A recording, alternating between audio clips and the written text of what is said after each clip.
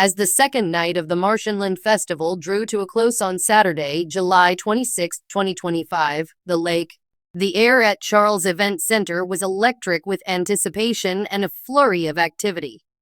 The electrifying murmur of a throng eagerly awaiting something remarkable hung heavy in the air, along with the suffocating humidity of Louisiana and the scent of crawfish boils.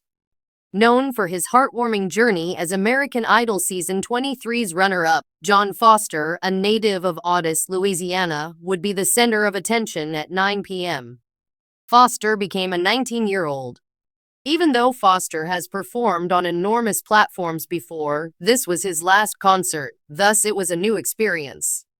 On this familiar ground, he could finally thank the fans who had believed in him from the start by performing his signature brand of traditional country music.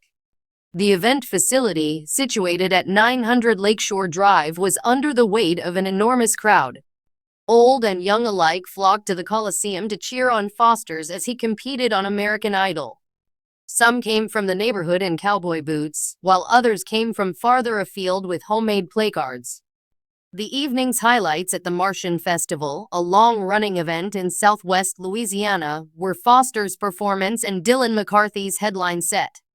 A day of music including artists like Jamie Bergeron and Brooke Saint had already been offered by the event. The enthusiastic crowd's expressions confirmed that the $20 ticket price was a steal, given the stellar roster. Since his American Idol audition, Foster had gone a long way. He was still a lanky LSU freshman with a boyish grin. While auditioning, he impressed judges Carrie Underwood, Luke Bryan, and Lionel Richie with an acoustic version of Goodbye Time by Conway Twitty. During his time on the show, he performed soulful covers of songs like Don't Rock the Jukebox by Alan Jackson and original compositions like Tell That Angel I Love Her, written for his friend Maggie Dunn, who passed away. He had achieved celebrity status. He then paused to catch his breath and fine-tuned his black felt hat, an homage to his favorite country music legends. He stood behind the scenes. That was even more raucous than the gathering he had sung the national anthem for at the June Rougarou events. At 9 o'clock, the MC was audibly audible and the house lights were dimmed to a low level. In the name of John Foster, is everyone prepared to meet a young man from Louisiana who is sweeping the country music scene? Just drop it. Among the slogans displayed on the homemade placards that were waved in the throng were Audis Pride and We John. Foster walked confidently onto the stage, hat cocked, guitar slung low, and an infectious smile on his face. He was clearly prepared to perform. Audience members applauded as they heard his St. draw. Your outfits for the evening, Lake Charles, are really nice, he said. Are you up for having a good time? The legendary Alan Jackson song Don't Rock the Jukebox, which he had performed brilliantly on American Idol, was his opening act. His warm, twangy voice conveyed the same unadulterated honesty that had earned him a standing ovation from Lionel Richie. Foster dove headfirst into the honky-tonk groove laid down by the band, a tight-knit group of area musicians. He confidently strung. It was as if they were going home again, because the audience appeared to be singing along with him word for word. From couples dancing in the aisles to children rocking out on their parents' shoulders, everyone seemed to be moving to the music. Foster then sang Neon Moon, a popular song by Brooks and Dunn, on his hometown visit to Plaquemine, where he was a contestant for the Idol competition. His voice, which could move from gentle to powerful in the space of a breath, was a wonderful match for the song's melancholy misery. In the midst of his performance, the Coliseum was transformed as the audience clutched foam torches, illuminating his lyrics, When the Sun Goes Down on My Side of Town, upon a blanket of brilliant stars. This is the kind of thing that makes you remember why Foster loved his country so much. Music. His eyes gleamed with anticipation, as he would later mention. His previous posts led me to believe that it is narrative, and only the other night, someone from Lake Charles told me theirs.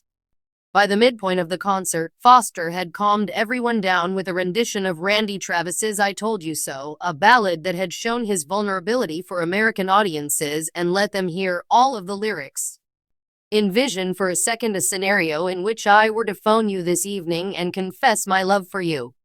A celebration of his modest origins and the individuals who had inspired him.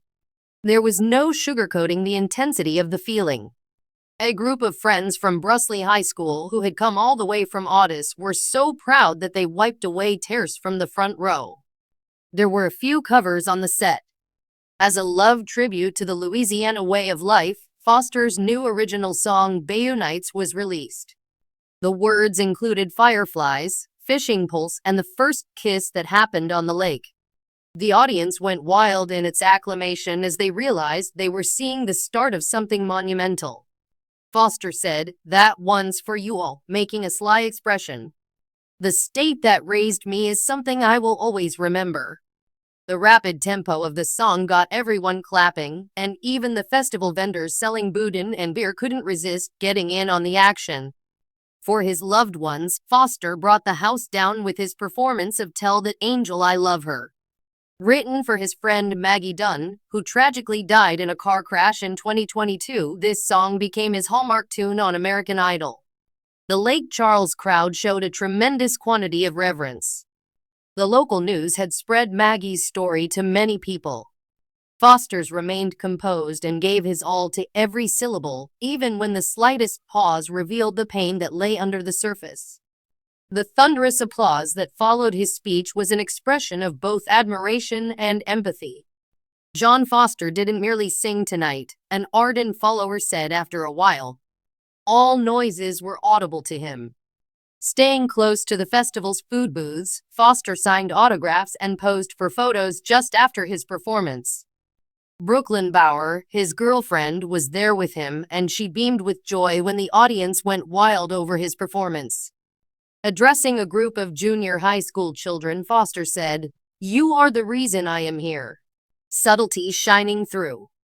Even though he was obviously not very good at line dancing, he joined a small group of his admirers for a quick dance and laughed his head off as they attempted the steps.